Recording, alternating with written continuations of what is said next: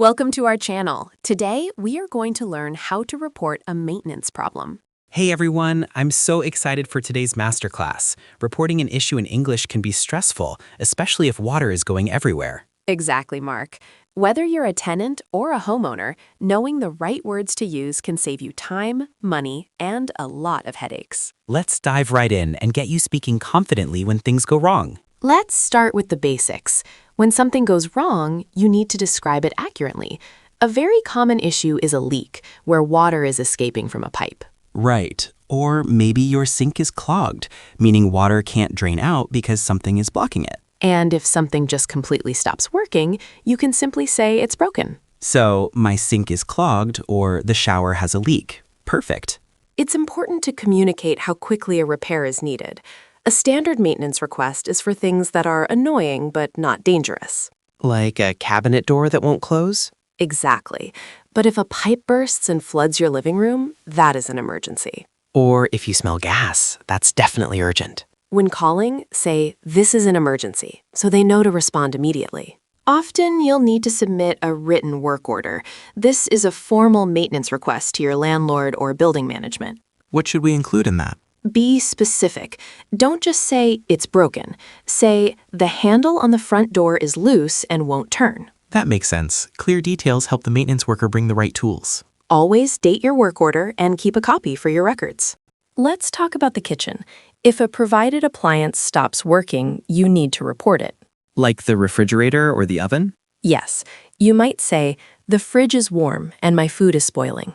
What if the dishwasher is making a strange noise? You could write, "The dishwasher makes a loud grinding sound and doesn't drain. It seems to be broken." Good to know. Appliances are expensive, so letting the landlord know quickly is key. Plumbing issues are the most common. You need to know the right phrases to get help fast. So if water is dripping under the sink? You would say, "There is a leak under the kitchen cabinet." And what if the toilet won't flush because it's clogged? Just tell them straight. "The guest bathroom toilet is clogged and overflowing." Yikes, that's definitely an urgent plumbing situation. Let's practice calling the building superintendent. Hi, I'm calling from apartment 4B. We have a major leak coming from the ceiling.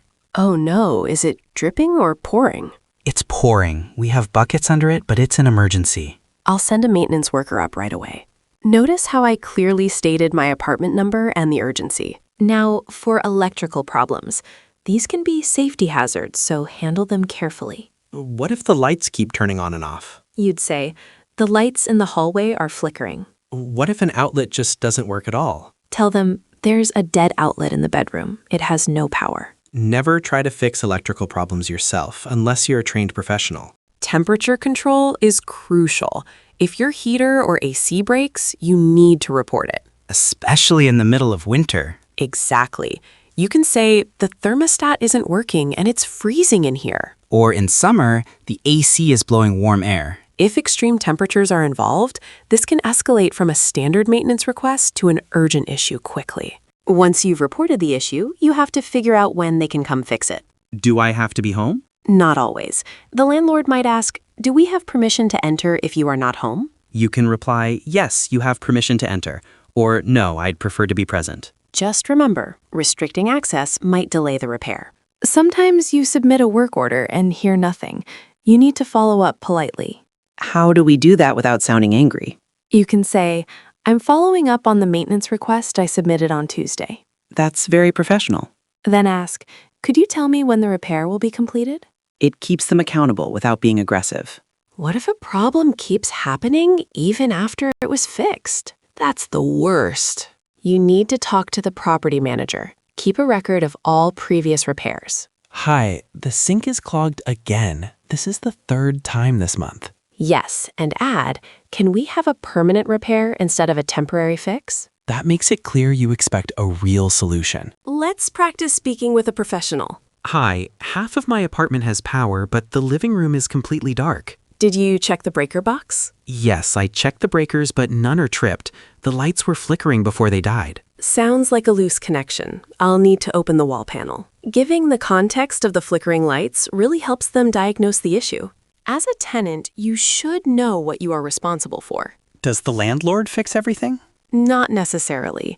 Changing light bulbs or plunging a minor clogged toilet is usually the tenant's job. But fixing a broken pipe or a broken appliance they provided is their job? Correct. If you're unsure, check your lease agreement before submitting a work order. Safety always comes first. Some maintenance issues are actual hazards. Like a broken lock on the front door? Exactly. Or a loose handrail on a staircase. How do we report that? State the hazard clearly.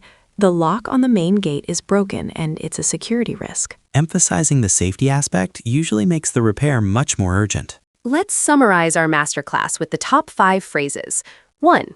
I need to report a maintenance problem. 2. This is an emergency. 3. There is a leak under the sink. 4. When can we expect the repair to be finished? And 5. Do you need me to be home for the repair? Write these down, folks. They will save you so much trouble. Hey, Mark, my neighbor's music is so loud. Should I call the superintendent? Actually, Emma, a noise complaint isn't really a maintenance request. You should talk to the neighbor first. I guess you're right. But what if their loud music is making my ceiling fan shake and seem broken? Well, if the fan is actually broken and loose, then yes, file a work order. Good point. I'll keep the noise complaints separate from the repairs. Mark, pretend I'm not answering. Leave a voicemail for me about a broken window. Beep. Hey, Emma, it's Mark from apartment 2A. I'm calling to report an urgent issue. A baseball just shattered my living room window. Oh no. Yeah, it's pretty bad. It's cold outside, so I need someone to board it up as soon as possible. Please call me back. That was excellent. You stated who you were, the problem, and why it was urgent. Mark, does your building use an app for maintenance requests? Yeah, it's so convenient. I can upload photos of the leak or the clogged drain. That's great. Visuals really help the maintenance worker understand the problem. Definitely. And I can track the status of the repair right on my phone. That wraps up our masterclass. Thanks for practicing with us, everyone. See you next time, and good luck with your home repairs.